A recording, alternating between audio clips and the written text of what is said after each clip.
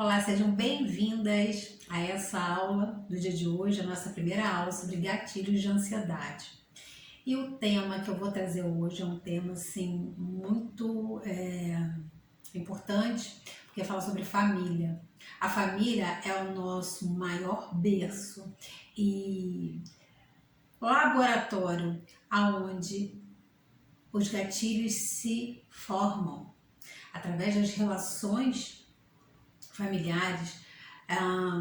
A gente vai se construindo e nessa construção a gente vai formando a imagem de quem somos, a gente vai aprendendo como lidar com situações, a gente vai se identificando e vai se construindo e vai trazendo os mesmos padrões.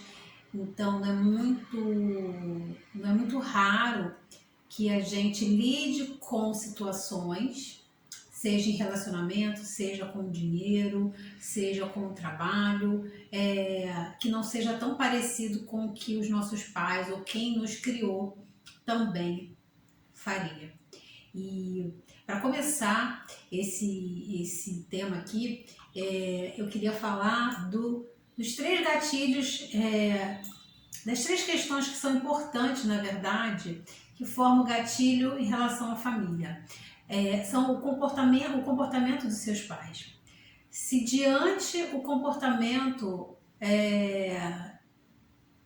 de fatos, situações, problemas, onde a sua família o tempo todo está ansiosa, sua família está o tempo todo lidando com situações de altos e baixos, às vezes é um pai que tem vícios e gasta o dinheiro e isso traz ansiedade porque sua mãe não sabe como vai alimentar os filhos ou como vai pagar a escola. A forma como se lida com isso, se lida com a vida, é totalmente transferido para os filhos. E é muito comum que alguns filhos crescem e têm muito problema ou com dinheiro ou com vício, e isso faz com que essas pessoas se coloquem sempre em risco ou estão sempre se sentindo ameaçadas, inclusive socialmente. Então, essa é uma das formas que a família atravessa no quadro de ansiedade, ou seja, é um berço, né? Aonde a gente acaba aprendendo. Uma coisa que é importante é que a gente não culpe o tempo inteiro os nossos pais por isso, porque eles também vieram de uma família que provavelmente era disfuncional e era como eles aprenderam. A diferença é que hoje você, com mais consciência e através do seu autoconhecimento, das terapias, buscando ajuda, você vai com certeza ter mais sucesso. Só que aí você esbarra num padrão muito comum a todos, que é o medo de romper os ciclos, o medo de fazer diferente, ou o medo de se posicionar, não concordar e muitas vezes ter que se afastar. Isso gera em muitas pessoas transtornos no sentido de continuar perpetuando aquela relação, de estar ali tendo que sustentar aquela forma, não poder se posicionar ou ter medo, enfim, porque também traz as feridas da infância e ficar cada vez mais vivenciando, experimentando os padrões da família. Então, esse comportamento disfuncional dos pais, ele atravessa completamente a forma como você hoje está lidando e que você não está conseguindo encontrar um norte, um caminho para poder se restabelecer ou fazer diferente. Então, essa é uma das questões que a família traz como gatilho. A outra fala que tem muito a ver, né, sobre o ambiente estressante, né, onde o tempo todo os conflitos existem. E aí eu vou trazer algo sobre abuso. Existem na família situações onde o abuso ele acontece. O abuso emocional, o abuso físico, a agressividade, o abuso de todas as ordens. E isso, lá na sua infância, quando você lembra pelas situações que você passou, o que aconteceu e que te gerou muito medo, e durante aquele tempo de medo, você também se sentia desprotegida. E isso era sempre uma situação que quando seu pai chegava em casa, por exemplo, você não sabia como ele chegaria, isso já causava em você uma certa tensão. Por isso que tantas crianças fazem xixi na cama,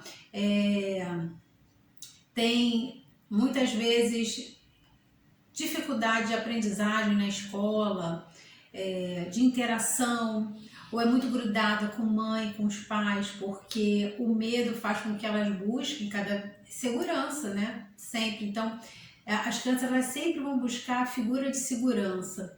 E lógico que pai e mãe são as primeiras figuras de segurança que existem. Portanto, essa criança ela vai fazer de tudo para ter desses pais o mínimo de segurança possível. E quando ela não encontra esse apego seguro, ou seja, ela não se sente segura, quando ela não encontra segurança quando está com essas figuras, é muito provável que ela faça um quadro de ansiedade. E não só na infância, como vai levar isso para a vida adulta, tá? E a terceira, aqui eu vou dizer 3 hoje, e a gente vai falar um pouquinho mais como você pode se libertar dessa situação de família. A terceira são as expectativas elevadas.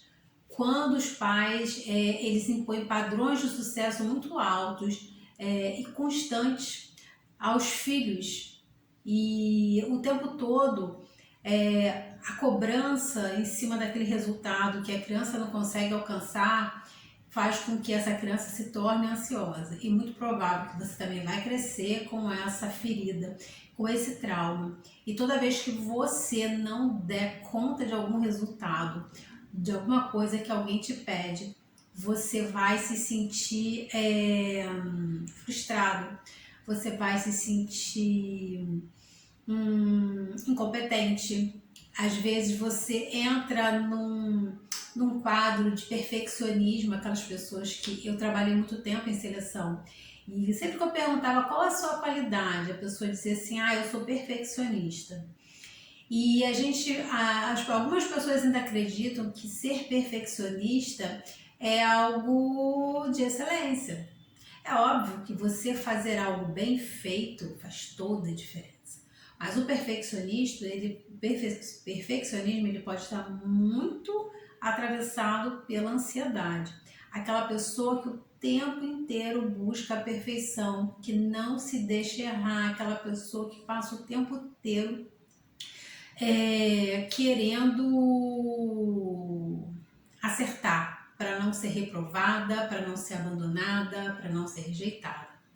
Então, nessas 3 situações familiares, a gente entende que as dores da nossa vida adulta, que muito provável aí que despencou numa ansiedade, ela vem desse histórico, ela vem desse caminho que você pode não se dar conta, porque você não quer buscar uma terapia, ou porque você acha que não precisa, que você resolve bem falando com amigos, falando com o espelho, assistindo algumas aulas.